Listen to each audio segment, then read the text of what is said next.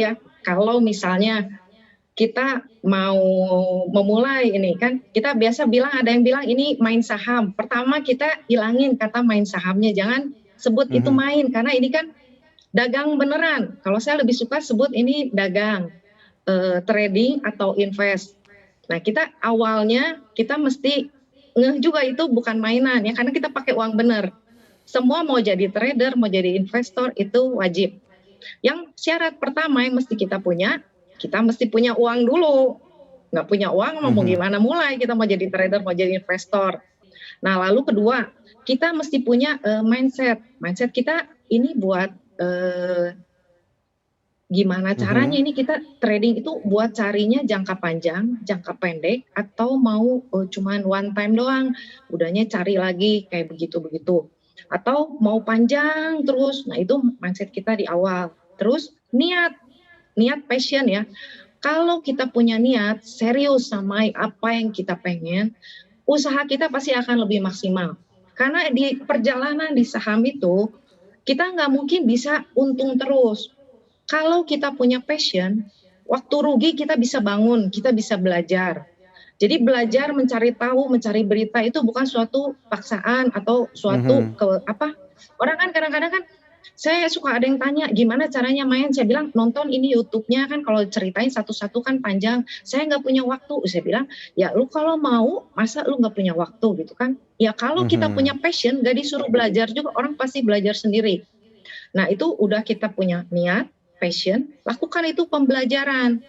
Kita udah bisa belajar, Baik. lalu kita bikin strategi apa yang mau kita lakukan gitu sesuai sama yang tadi tuh kita tujuan, mindset, terus sesuai sama kita. Mhm.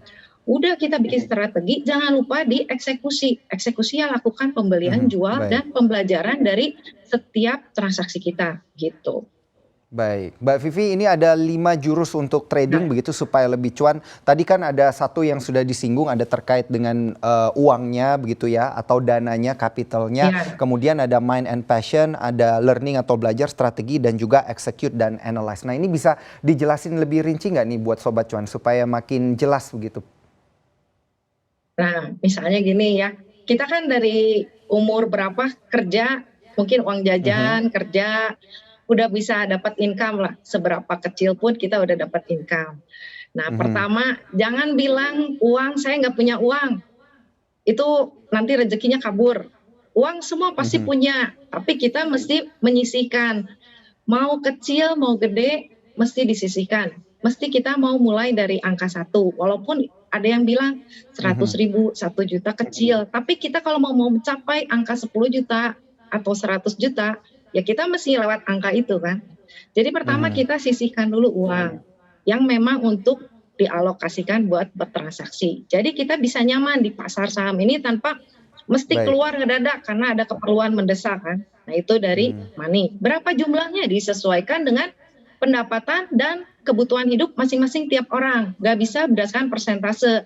Kalau Mhm. yang cuman gajinya UMR, dipaksain 50%, aduh dia buat bayar kos, buat bayar makan juga mepet-mepet, ya gimana bisa dipaksain berdasarkan persentase. Jadi disesuaikan dulu sama keperluan dia, sisanya dialokasikan untuk investasi. Nah, lalu Mhm. mind and Tapi, passion, bijaknya mind berapa and passion persen tuh?